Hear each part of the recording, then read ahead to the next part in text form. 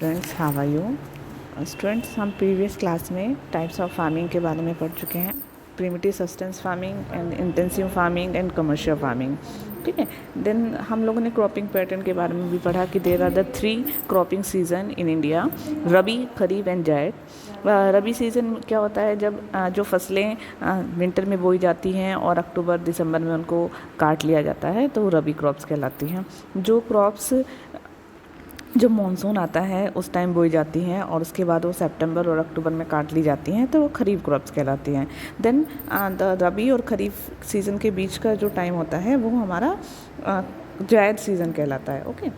सो हमने इसके बाद डिफरेंट टाइप्स ऑफ क्रॉप्स भी पढ़े। राइस क्रॉप्स, वीट, मिलेट्स, मेज़, पल्सेस एंड इनके किस किस स्टेट में इनका उत्पादन किया जाता है, किस तरह का टेम्परेचर इनके लिए जो है सुटेबल होता है। ठीक है। सो आज हम पढ़ेंगे different types of food crops other than the grains, यानी ग्रेन्स के अलावा जो अभी हमने ग्रेन्स पढ़ी हैं उनके अलावा और कौन कौन सी फूड क्रॉप्स जो हैं वो इंडिया में बोई जाती हैं। ठीक है। तो फर्स्ट नंबर पर आता है sugar cane. Sugar cane means गन्ना। It is a tropical and as well as a sub tropical crops. ये एक ट्रॉपिकल है और सब ट्रॉपिकल क्रॉप है। It grows well in hot and humid climate with the temperature 21 degree Celsius to 27 degree Celsius.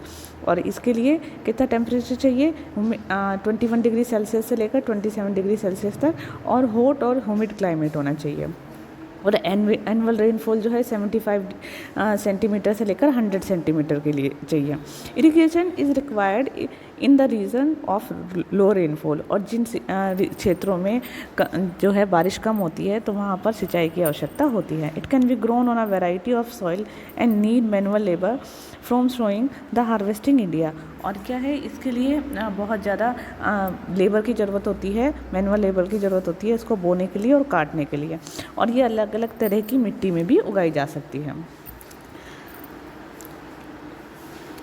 India is the second largest producer of sugar cane only after Brazil. और Brazil के बाद जो है India second number पर आता है sugar can के production में। It is the main source of sugar, गुड़, खंडसारी एंड मोलासिस। और ये क्या है, इससे क्या क्या बनाया जाता है? चीनी, गुड़, खांडसारी और शीरा बनाने के काम आ जाता है। ओके। तो and the major producing states are, कहाँ पर शुगर कैन उगाया जाता है? उत्तर प्रदेश में, महाराष्ट्र में, कर्नाटका, तमिलनाडु, आंध्र प्रदेश, तेलंगाना, बिहार एंड पंजाब और हरियाणा। ये जो है शुगर कैन प्रोड्यूसिंग एरियाज़ है। देन आता है ऑयल सीड्स। ऑयल सीड मतलब तिलहन, जिनसे हम तेल निकाला जाता है जिन बीजों से। इन 2008 India was the second largest producer of groundnut in the world after China. 2008 के अनुसार जो इंडिया है, 2014 जो है वो इंडिया है वो सेकंड लार्जेस्ट प्रोड्यूसर है ग्राउंडनट का पूरे वर्ल्ड में, चाइना के बाद। यानी बेटा इस वीडियो में आप 2008 नहीं है, आप 2014 के अकॉर्डिंग है। ठीक है। It rapeseed production India was the third largest producer in the world after Canada and China in 2014। और अगर हम 2014 के अनुसार देखें तो कनाडा और चाइना के बाद ये थर्ड नंबर पर आता है। यानी 2014 में रैप शीट के प्रोटेक्शन में इंडिया जो है वो थर्ड नंबर पर आता है, चाइना, कनाडा और चाइना के बाद। Different oil sheets has grown covering approximately 12% of the total crop area of the country. अलग अलग जो क्रॉप्स हैं उनसे, यानी हमारे कंट्री में जो टोटल जिन क्षेत्रों में उत्पादन किया जाता है उनका 12% भाग पर केवल ऑयल सीड्स ही उगाया जाता है। Main oil seed products produced in India are groundnut, mustard, coconut, sesame, soybean, castor seed, coconut seed, linseed and sunflower. जो मेन हमारी कौन कौन सी जो ऑयल सीड्स बोई जाती हैं वो है मूंगफली, सरसों, नारियल, तिल, सोयाबीन, आरंडी, बिनौला, अलसी और सूरजमुखी। ठीक है।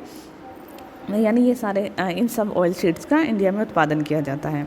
Most of the oil seeds are edible, और ये ज़्यादातर ऑयल सीड्स जो हैं वो खाने योग्य हैं और खाने के सामान में इनका यूज़ किया जाता है, यानी खाना बनाने में इनका यूज़ किया जाता है। However some of these are also used as raw material in production of soap, cosmetic and ointments, यानी ज़्यादातर इनमें से इनका जो तेल हैं उन तेल के बीजों को मुख्य रूप से साबुन या आपकी कॉस्मेटिक चीज़ें बनाने में या उपटन बनाने के लिए कच्चे माल के रूप में प्रयोग किया जाता है।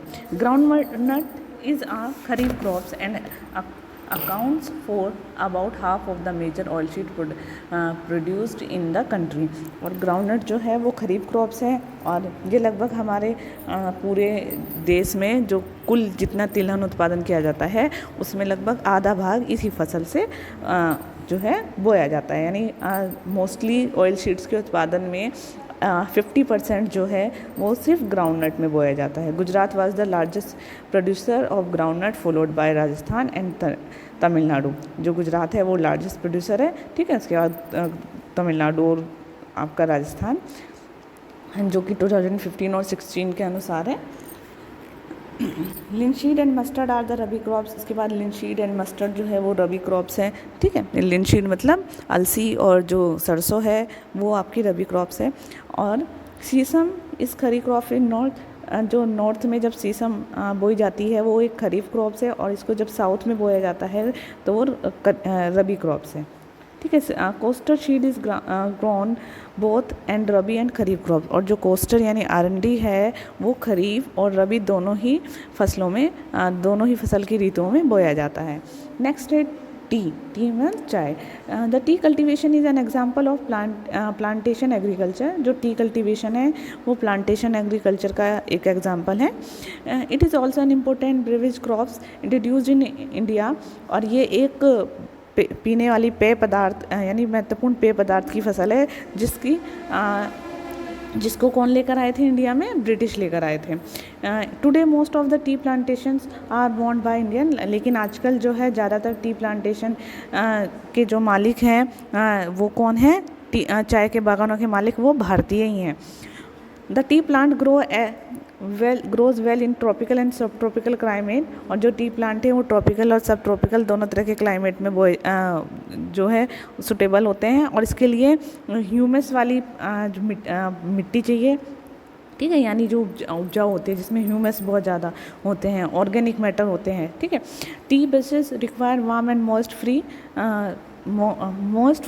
Frost free climate all through the year. और टी के जो बशेस हैं उसकी जो झाड़ियाँ हैं उसको उगाने के लिए पूरे वर्ष में, ठीक है, नमी वाला क्लाइमेट चाहिए, वार्म चाहिए, मोस्ट फ्री पाला रहित क्लाइमेट चाहिए, और पूरे साल ऐसा ही उनको क्लाइमेट चाहिए। Frequent shower even distribute over the year ensure continuous growth tender leaves.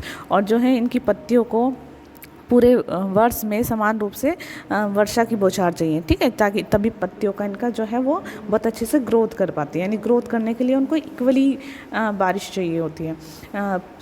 T is labour intensive industry. और ये एक श्रम प्रधान जो है उद्योग है, यानी इसके लिए बहुत सारे लेबर की ज़रूरत होती है। It required abundant cheap and skill labour. और इसके लिए क्या है, बहुत ज़्यादा मात्रा में सस्ते और कुशल श्रमिक चाहिए, ठीक है, यानी जो टी की लीव्स को बहुत अच्छे से तोड़ सके, ठीक है, उनको वहाँ से अच्छे से प्रोटेक्ट कर सके।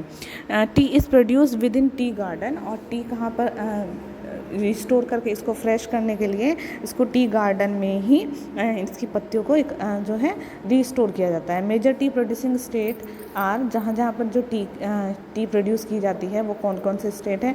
Assam, hills of Darjeeling, Jalpaiguri district West Bengal में, तमिलनाडु और केरला। यहाँ पर टी जो है इनके बागान देखने को मिलते हैं। इसके साथ साथ हिमाचल प्रदेश, उत्तराखंड, मेघालय, आंध्र प्रदेश और त्रिपुरा में भी जो है टी प्रोड्यूसिंग का काम होता है, यानी वहाँ पर भी चाय के बागान देखने को मिलते हैं। इन 2014 India was the third largest producer of T after China and Turkey. जो 2014 के अनुसार जो इंडिया है वो सॉरी बेटा, ये यहाँ पर करेक्शन कर लीजिएगा, ये न्यू एडिशन है। इन 2014 India was the second largest producer of T and China. 2014 के अनुसार जो है इंडिया सेकेंड नंबर पर आता है टी के प्रोडक्शन में चाइना के बाद, यानी सबसे ज़्यादा प्रोडक्शन कहाँ, चाइना पर होता है। ठीक है। कॉफ़ी, नेक्स्ट है coffee. Coffee in 2014 India produce 3.5% of the world coffee production. 2014 के अनुसार जो इंडिया है वो पूरे वर्ल्ड में 3.5% जो है कॉफ़ी का प्रोडक्शन करता है। India coffee is noun in the world for its good quality, और भारत की जो कॉफ़ी है वो पूरे वर्ल्ड में अपनी गुड क्वालिटी के लिए जानी जाती है। The arabica variety initially broad from Yemen is produced in the country, और जो कॉफ़ी है हमारे देश में अरेबिका किस्म की जो कॉफ़ी है वो कहाँ से लाई गई थी, वो यमन से लाई गई थी। ठीक है। This variety is great demand for all over the world, और इस वैरायटी की जो पूरे वर्ल्ड में डिमांड है। Initially its cultivation was introduced in Baba Budan hills and even today its cultivation is confined to Nilgiri in Karnataka, Kerala and Tamil Nadu. और जो इसकी शुरुआत जो है, कृषि की शुरुआत सबसे पहले बाबा बुदैन पहाड़ियों से हुई थी, लेकिन इसके बाद क्या है, आज भी इसकी खेती नीलगिरी की पहाड़ियों के आसपास कर्नाटक, केरल और तमिलनाडु में की जाती है। नेक्स्ट है हॉर्टिकल्चर।